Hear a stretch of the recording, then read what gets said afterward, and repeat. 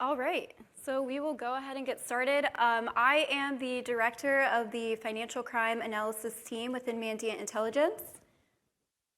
And I'm a senior manager also working on the same team with Kimberly.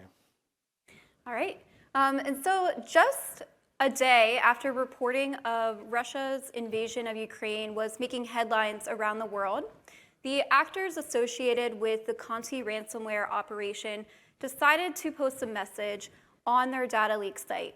Now, this is a site that's normally used to publicize victims and to pressure those victims into paying when they threaten to release data that they've stolen from those organizations. But the message that was displayed on this day was very different. Instead of trying to get a victim to pay a ransom, the actors were announcing their support of the Russian government and proclaiming retaliatory attacks against any individuals or organizations who decided to organize a cyber attack against Russia itself. And this note was amended shortly after to the more toned down version that you see displayed here.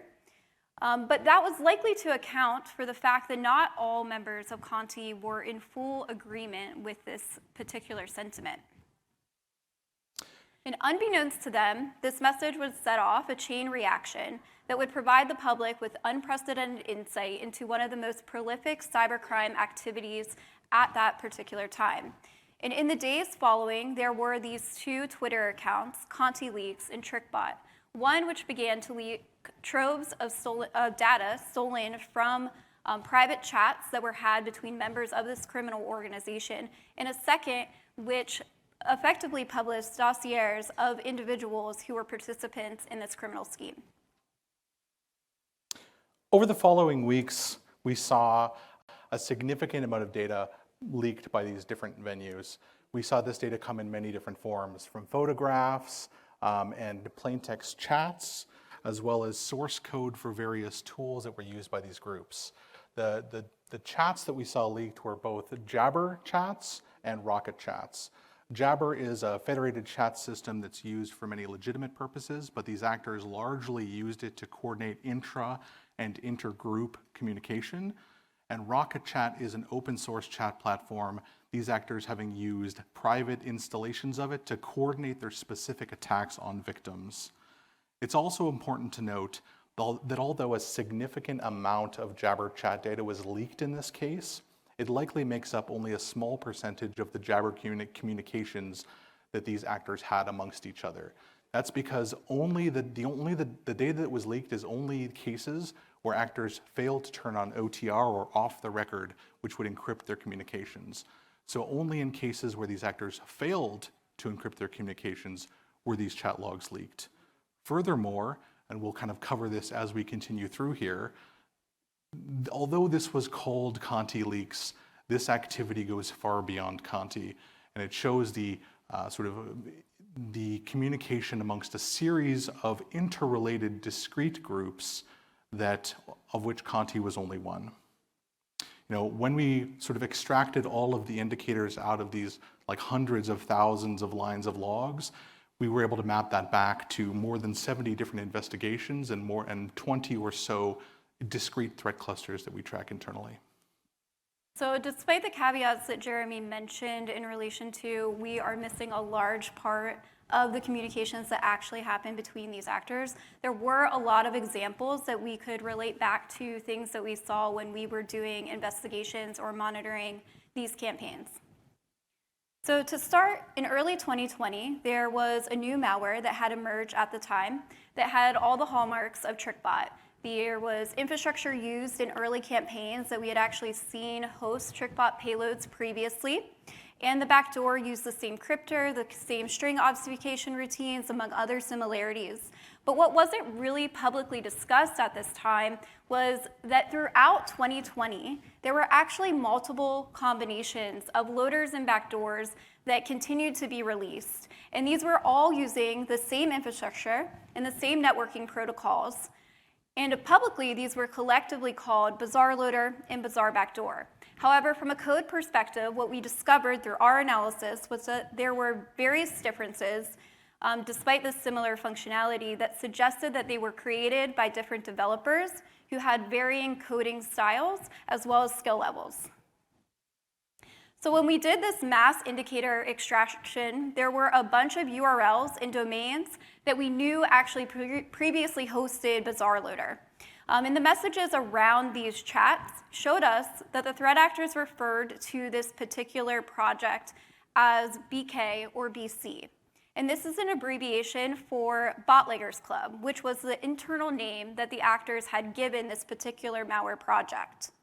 Up until November of 2020, that malware was referenced very frequently within this chat data, which is really consistent with the concentrated volume of successful intrusions that we saw during that time period. So reading a context around these messages shows that there were, in fact, many developers of these malware. There's many names that appear on the slides up here. Two key figures in this operation are Stern and Target. Stern is one of the higher level leaders of the TrickBot criminal organization, and they can be seen on numerous occasions effectively paying the salaries of the many employees that they had underneath of them. And Target is a partner of Stern, who was specifically involved in the BK or Bootleggers Club project. And we saw this actor giving out a lot of accesses to different intrusion operators that were obtained through this malware. But there's lots of other names up here. You can see Frog, Baguette, Van, Mushroom. All of these actors appeared to be coders who were working on the BazarLoader backdoor and BazarLoader malware. In some cases, some of those actors may have been assigned to support specific operations. So you can see in June, Target referenced a loader and backdoor that was supposedly supporting Derek, insinuating or joking that they might have been unaware of the fact that malware was being developed for other individuals. We also see in August of 2020, Stern referencing that at that time they had 8 sets of loaders and backdoors. And then in 2021, we see the same actor reference the fact that they had 16 developers working on this particular project. But why would one criminal organization want many sets of loaders and backdoors that were functionally identical? In this case, it appears that the most obvious explanation appears to be the actual explanation, and we see this borne out in the chats, and that is effectively to reduce detections. Although from a technical perspective, they were very similar, there were enough differences that we see the actors complaining actively in the chats about different variants of the bot getting detected or not under certain circumstances. We see, for example, one case where Mushroom, one of the developers, is giving an update to Stern about the status of the various different projects, noting that some use different sorts of loaders, some were in different states of completion, and others were struggling with different detection issues. We also see a case where an actor, Van, was told that his bot was bad, likely because it was being detected, and that mid-intrusion they had to shift to using the bot written by Mushroom. So while the most prevalent malware that we saw in the latter half of 2020 being used by actors in these chats was BazarLoader, that wasn't always the case.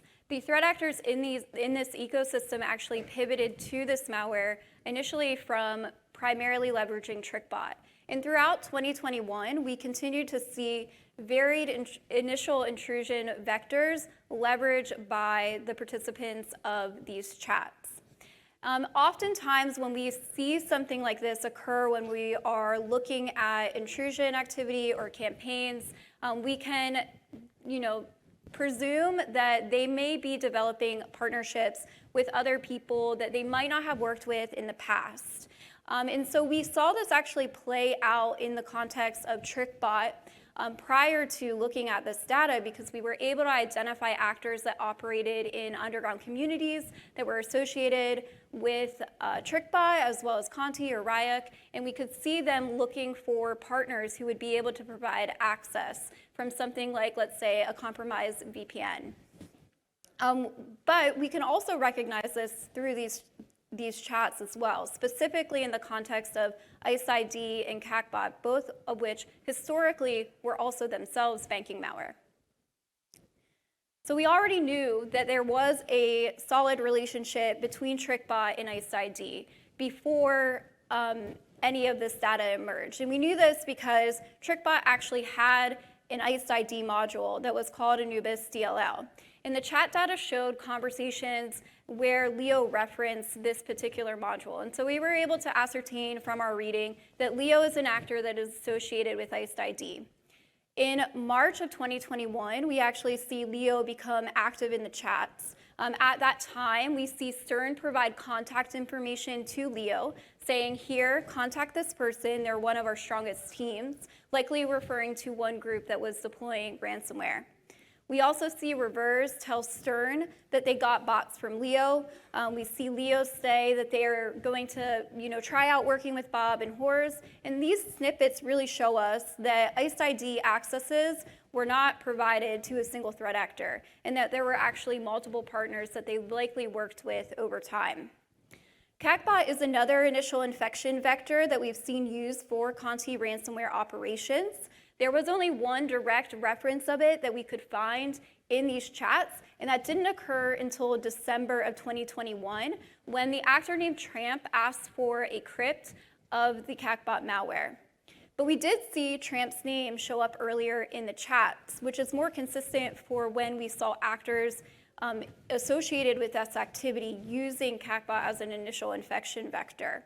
We saw Stern reference Tramp in June of 2021 when they shared with Rishav that from one of Tramp's operations they received a ransom payment of 1 point something Bitcoin, and we also are able to see from these chats as well, from the conversations around Leo and Tramp, that these actors have become increasingly close, and they've been more willing to expand their partnerships, possibly due to disruptions that they may have faced. One of the other actors that TrickBot had a relationship with was Emotet. And so prior to its takedown by law enforcement in January 2021, Emotet was consistently one of the most widely distributed malware that we tracked. And it was leveraged to deliver TrickBot, which then was a launching point for these ransomware operations. And that's a family that also has a long history, but its business model in the more recent years had shifted from a banking malware to actually deploying secondary payloads, likely on behalf of multiple clients. And after its disruption, we theorized that Emotet would be able to leverage those existing partnerships that it had in order to reconstitute itself. And that's exactly what we see play out here. Veron, the actor associated with Emotet, who previously went by the name Moors, stated on November 10th that in 5 days they were going to resume their operations. There were various range of countries in which this may have, they talked about this occurring. And so effectively what you see here is you see Emotet, Veron in this case, and Stern discussing what countries they are going to ship Emotet to. And what they mean when they say that is what countries where we have infections at, so these victim bots, where these specific geolocations are where we are going to load Emotet malware if we have infections there. But this wasn't actually the only way that we saw Emotet come back in the early days. On November 11th, 2021, it was reported that Bazaar Loader was being distributed with an app installer mechanism that was then considered a 0-day. In the chats on November 18th, we see two actors, Veron and Best, then discussing infrastructure and URLs related to the delivery of an activity exactly like that. And then further, we see on December 1st, the exact day that Emotet is delivered using this app installer, still unpatched at this point, or this app installer vulnerability, still unpatched at this point, we see them discussing setting up payloads, and then in the wild, we see that publicly, we see public reports of that. This is actually not patched until, I believe, December 14th, although it had been given a CVE, and we still see them continue to talk about it through December up until that date. It's also, this is another point at which it's important to note that the chats themselves don't tell a full story of the timeline. Although we don't see them talking about this app installer vector until November 18th, which is a week prior or a week after its appearance delivering a bizarre loader, it's likely those conversations occurred. They were simply, they managed to encrypt them that time around. So reaching backwards in time to take a look at Fin12, which is an intrusion operator primarily known for distributing RIAC, and that has a general association with the larger TrickBot ecosystem. Early Fin12 post-exploitation primarily relied on TrickBot and the functionalities within it and the functionalities provided by its modules. Outside of that, throughout 2019, we saw Fin12 rely heavily on PowerShell Empire for post-exploitation, a platform that at this point is feeling very vintage. We haven't seen much use of it by them or other financially motivated criminals in the meantime. After a hiatus, they shifted towards using Cobalt Strike Beacon and took a hiatus sort of in early 2020. When the group returned from this hiatus, their TTPs had changed relatively significantly. They adopted a number of different post-exploitation frameworks, which you can see highlighted in the bottom of that graphic there. But one interesting one was Covenant, which we'll get to a little later. Now, why were they doing this? It wasn't exactly clear. Were they testing new frameworks? We know that they'd been sensitive to the frustrations of having their payloads detected. Had they hired new intrusion operators, or was there some other explanation? No. We'll start by looking at what we saw in the wild. At one particular organization in October of 2020, we saw a bizarre loader infection hit on October 5th. 24 hours later, on October 6th, we saw that load bizarre backdoor and then immediately deliver grunt, which is what we call the payload or the Covenant implant. They performed network reconnaissance in that environment immediately, and then there was a lull in operations. If we look at the chats, we can actually see kind of an interesting thing playing out, how this exactly ties back. On the same day that they established access to that environment with Bizarre Loader, we see a conversation between Target and Troy. This is interesting, his name hasn't come up yet. Troy is an actor that we believe is associated with Fin12 intrusion operations. We see a conversation between Target and Troy where Target notes that they're having issues maintaining access to organizations. Grids is the word that they use to mean sort of like a victim network. So they're having they're having difficulty maintaining access to victim networks, and this is like a repeated pattern. Presumably this means their beacon payloads are getting detected after Bizarre Loader. So Target suggests that Troy shifts to using Covenant, at least until they can figure out why it is they're getting detected. Interestingly, so the very next day, they've already established, at the time of this conversation, they've already established initial access into that network. The very next day, we see them deploy the Covenant implant into that network. This is also particularly interesting because in this case, what they did is they came back a few days later with Beacon. Presumably, they'd sorted out their issues, they'd had their payload recrypted, and they were able to get into the environment, or they were able to sort of disable whatever security measures were causing their payloads to get burned. All right, so these actors don't just get frustrated with defenders. Sometimes it's their own operators that's giving them heartache. In this chats, we see multiple cases where team leaders running intrusion operations are giving their team members remedial training on how to sort of meet their objectives in a victim environment. Sometimes it's remedial training for people that just seem not to be getting it, and sometimes it appears that they are sort of training people live on the job in a victim network. In the chat logs that we're going to show over the next few slides, what you're going to see is a victim environment in which they progress through the entire attack lifecycle. So live, sort of in the environment, the team leads who are running this operation, and for reference, this is being pulled from Rocket Chats, the team leads who are running this operation walk their team through every step of the attack lifecycle, from getting on a host and pinging another one to see that it exists, through to deploying ransomware. And we see this is really interesting because although leading up to the ContiLeaks situation, we saw many cases in which documentation related to supposedly Conti operators was leaked. There is a real difference between what is documented and how they train their people and what they do in the environment. And so this gave us some special insight into that. So just taking a look at these first logs where they're sort of in the earlier stages of the intrusion. In this section, we see them talking about the importance of pivoting from malware access, so presumably access with beacon, to access through the company's legitimate VPN environment.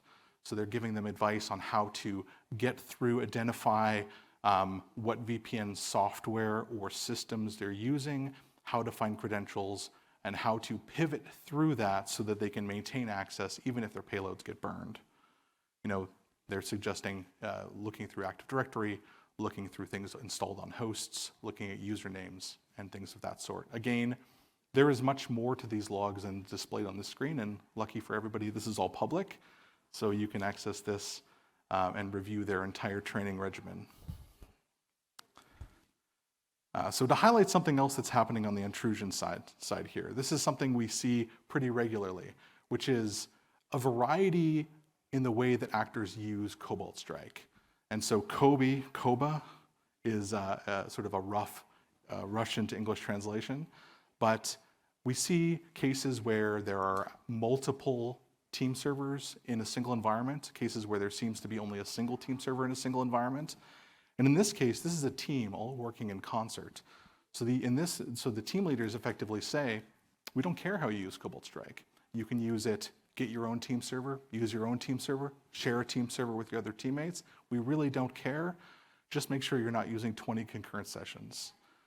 Beyond that, they provide some very remedial OPSEC advice on ensuring that you're only pinging hosts a single time.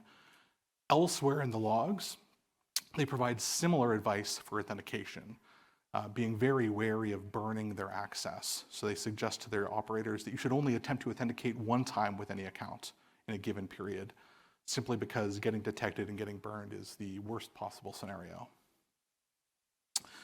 Further to that, just want to make sure that I'm on the right slide here. Yeah. They give their team advice on sort of staying organized when you're in an environment. Something that potentially defenders could be well suited to learning. They effectively tell them to, as you're scanning, don't simply create logs, create dead output. You should be going through cataloging what systems exist in the environment, how their domain trusts are set up, what the roles of those systems are, what software is installed on them, so that once you're pivoting through the network, you can actually understand what you're impacting, what you have access to, what you're attempting to get access to. They're effectively creating a rudimentary asset inventory. A lot of time, both in these rocket chats where they're training their individual operators and all through the Jabber logs, there's a lot of time, as you would expect, spent to discussing security controls, how to bypass EDR, how to remove endpoint detections, how to avoid detection. There's a lot of time that's spent on this. In the case of this particular intrusion, they don't get too deep into it, but they do provide some basic guidance. They link a public blog on how to turn off Defender using GPOs. And they provide their team with advice on how to remove endpoint detection and in cases or endpoint software, and in cases where they don't have a dedicated endpoint software, how to deal with Microsoft Defender and other similar tools.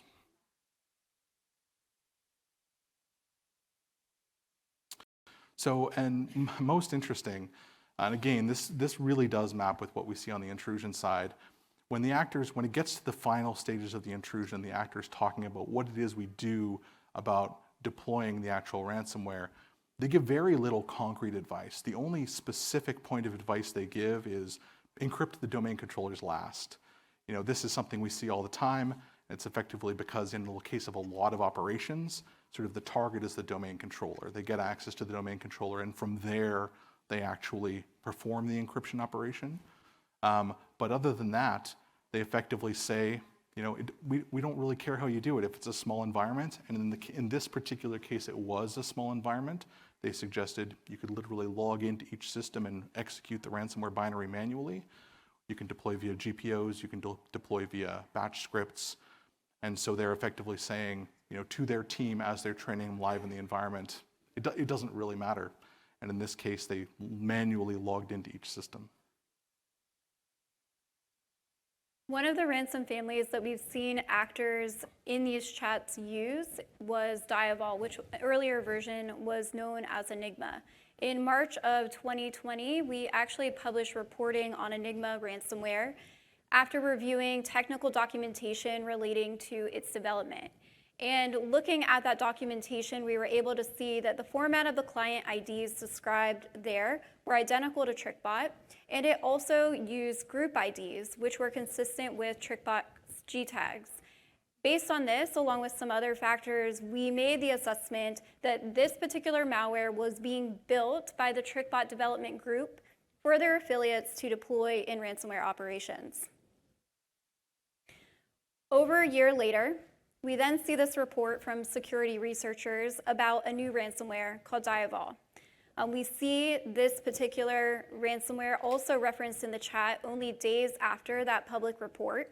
And at that time, we see Stern inform Mango, who was one of Stern's right-hand mans, that Baguette finally finished Diavol and that it was being tested by Professor and his team. So what's up with this really long time gap, right? It's over a year, potentially getting close to a year and a half. Does it actually take this long to make a ransomware? If we look at the chat dating back to 2020, we can see a reference to a shaming site containing the word Enigma in conversations between Braun and Baguette where they were discussing the creation of the victim landing page. And over time, we see various references to Baguette's Locker development, including discussions about bugs, Stern checking for updates on its status, and somewhat subtle complaints about what is actually taking you so long. Another interesting note was that the ransomware was possibly initially requested or part of a project on behalf of another actor named Kevin. A brief conversation did show that the actors weren't really sure at first if it was something that they were going to market in underground communities or if it was something that they would only keep for internal use only. So this time gap of over a year, while it's relatively comical, from our perspective, does illustrate kind of an important lesson. So you can have a lot of credible information from a reliable source, but it's not always going to materialize immediately or in the way that you might expect it. In this case, I remember always checking to see if this new Enigma ransomware has finally showed up somewhere. And I was starting to wonder if we got it completely wrong, we didn't know what we were talking about. But as we can see here, eventually this ransomware does appear, and it took quite a long time. And the final product did look a lot different, likely due to various issues and bugs that they had encountered along the way during the building process. But we still see only very limited distribution of Diavol. The actors in the TrickBot ecosystem have deployed many different ransomware families over time. Every ransomware intrusion operates at a very different cadence. Often we also see a lull immediately before the distribution of ransomware. It's not uncommon to see lulls at other phases of the attack life cycle as well. It may indicate a handoff between groups. It may indicate that a data theft is currently ongoing, or they're in the planning stages evaluating information that's been exfiltrated from reconnaissance.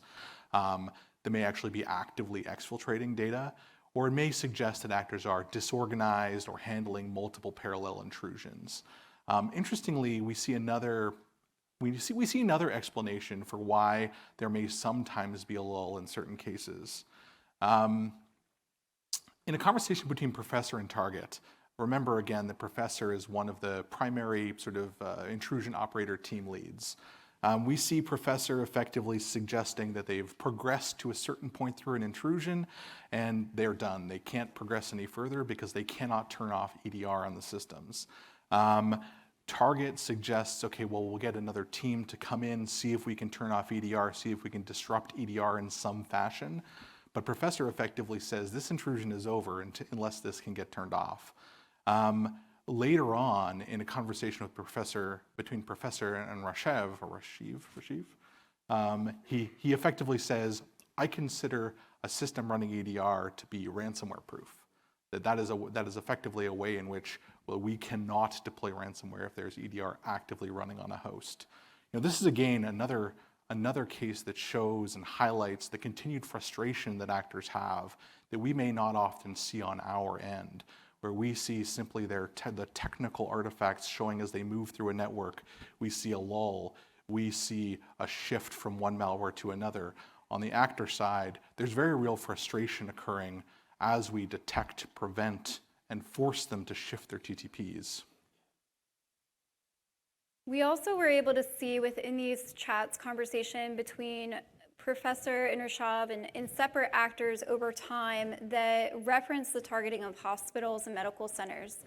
Specifically in mid-June of 2021, Rashav was pretty resolved in his stance that Conti should not be deployed against hospitals, and actually released a decryptor that for a particular victim that their affiliate identified as a sports injury clinic because it went against Rashav's rules.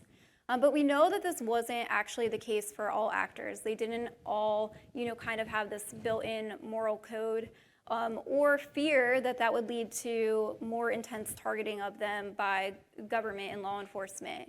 In October 28th, 2020, there was this really monumental alert from the US government that was warning against attacks that were aimed at hospitals. And we theorized that while some actors, might be put off by this targeting, that there were others who were only concerned about the financial incentives. In a conversation between Troy and Target on October 26th, we can see them actually discussing how quickly one hospital was to respond to them. 2 days later, we also saw in the chats that same organization had agreed to pay them $2 million. And this really did seem to be the basis for why the actors decided to discuss targeting hundreds of potential hospitals around the US. But those weren't the only organizations that these threat actors have mentioned within these chats. Target also noted universities' pay, for example, insinuating that attacks against those organizations may receive preferential treatment in the future. However, it's not always about money, just usually. There have been whisper campaigns for years about financially motivated groups having associations or interest in espionage-motivated activity. The most concrete manifestation of this was the 2019 sanctions against Evil Corps and Maxim Yakubets, where it was claimed that he had given direct assistance to the Russian government. Associations between the larger TrickBot ecosystem and state activity have been fuzzy up until more recently. There have been plausible but not fully substantiated claims about light associations between sort of TrickBot ecosystem actors and DPRK interests. However, related operations on behalf or in support of the Russian government have only been alleged more recently. There have been a variety of places in the leaked chat logs where actors, particularly Target, Stern, and Professor, three of sort of the higher ups in the group, talking about, in generalities, about sort of engaging in intrusion activity on behalf of a third party in a way that implies a potential espionage motivation. They discuss, in one case, opening an office focused on special projects and receiving external tasking, one of them suggesting that, quote, cozy bears were already working with similar tasking. In multiple cases, they talk about active, intended, or historical intrusions against defense contractors, noting in one case that we clearly don't do this for financial gain. They also talk in one other case about, quote, playing pioneers, ironically a term in Russian that can mean stealing money. However, in this case, they're likely referencing the Russian equivalent to Boy Scouts, which are the pioneers. This is proven primarily because they then talk about donning their red ties, which is the pioneer's traditional outfit. Interestingly, that we see criminals aligning their interests with the Reverend. We also see these criminals aligning their interests with the Russian government more opportunistically. A reporter working on an investigation about the attempted assassination of Navalny was hacked by an individual that had some association with the TrickBot ecosystem. In chats, this hack was brought up to leadership within the group, and they were testing whether or not there was interest in attempting to obtain this data or move forward or release it in any fashion. They did ultimately choose to move forward, citing patriotism as their prime motive, though there was no evidence of external tasking in this case, at least from the chats that we had available to us. There are a variety of places in the leaked chat logs, particularly, oh, sorry, I hit the wrong button. But in the chats, this alignment was mostly talk, right? However, there have been more concrete manifestations of these associations since the Russian invasion of Ukraine. Beginning in April 2022, we've seen there have been publicly reported ongoing attacks against organizations in Ukraine that have clear overlaps with the historical TrickBot ecosystem. The specific associations, what this means and what this entails, isn't completely true, or isn't completely known rather, but is likely at minimum a manifestation of continued sort of interest in supporting, if not direct sponsorship. So this dump of data related to the larger TrickBot ecosystem, or what has been called ContiLeaks, is kind of, in a sense, a career-defining moment for some of us as Mandiant as well. It is like a huge trove of data that can help us get really significantly deeper insight into not just this group specifically, but how all of these different criminal groups interrelate, how those associations have changed over time, and to really sort of compare what we've been seeing manifest in the world with what it is these people are saying when they feel safest.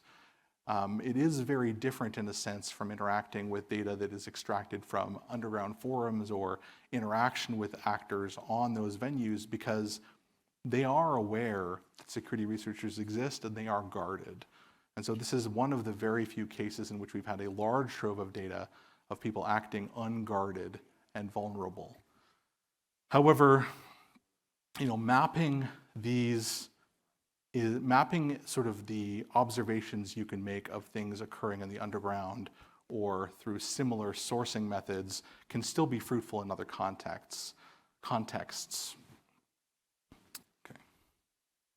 Okay, so I'm here to tell you that not all hope is lost. You can still find interesting things from other types of communication-based data. So one of the things that we referenced early on in this conversation was that we did do a mass extraction of indicators from these chats.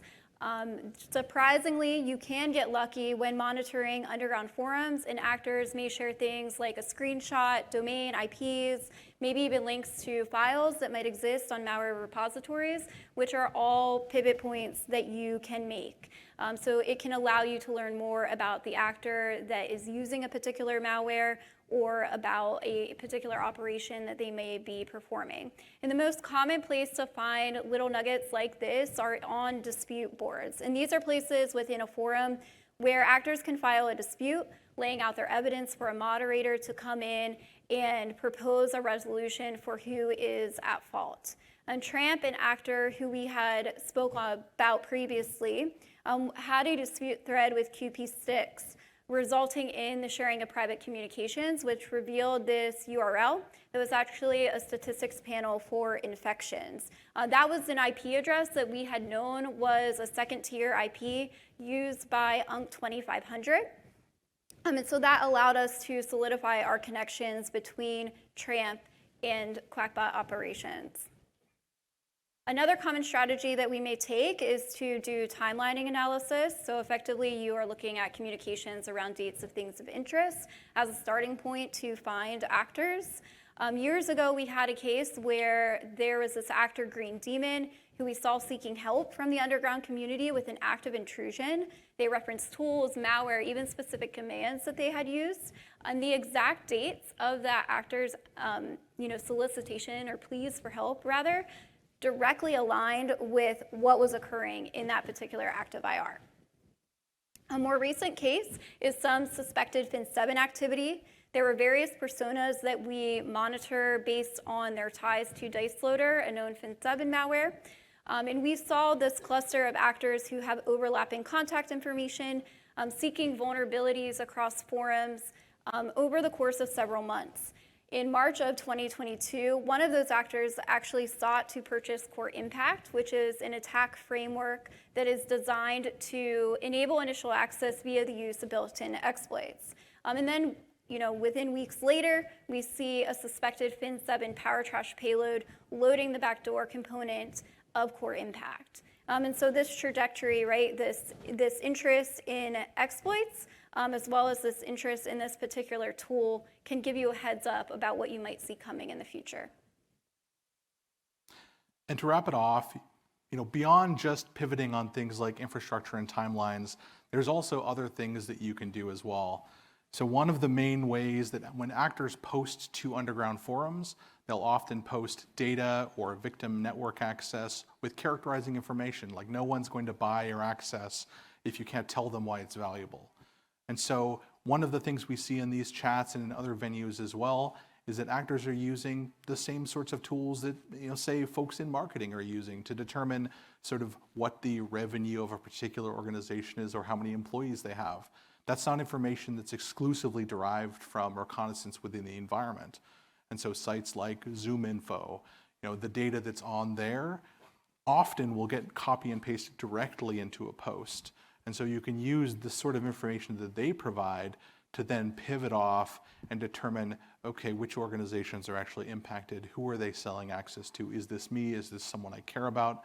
Is this someone in my supply chain? And that's you. So you have access to some of the same tools that they do because they are using legitimate tools to make some of these assessments of the value of their own assets. Furthermore, in the same way that we were able to pivot from, BK to Bazaar Loader, you can use what it is you see about the behavior of a particular malware to identify posts that may be providing it, either unique functionality that's advertised or a unique cluster of functionality that is associated with only one or two different products being made available. Great. So just to kind of wrap up, there is a lot that you can learn about monitoring communication-based data. It can help you with things like attribution. So for example, if you look at an ad and the actor says that they actually register domains on behalf of their clients, you know not to attribute all domains or all intrusion activity associated with that cluster of domains to a single actor when it's likely reflective of many. And when we identify actors that we know are associated with intrusion operations, we can proactively monitor those so we can anticipate what they are going to use next. Maybe we can implement defenses for a new malware that we know that they're going to use in the future. So in summary, the insights that you gleaned from this data can allow you not only to reevaluate some of the assumptions that you might have made in your prior analysis, but also to proactively monitor for future changes so that you're better prepared when they actually occur. And then in conclusion, we would just like to say thank you to the rest of the folks at Mandiant who have supported the analysis along the way. It really is a team effort here, and there are so many teams who have touched different parts of this, from the malware analysis to reading so many chats to investigating the intrusion. So really, this is like a testament to everybody's work. So thank you all. Thank you.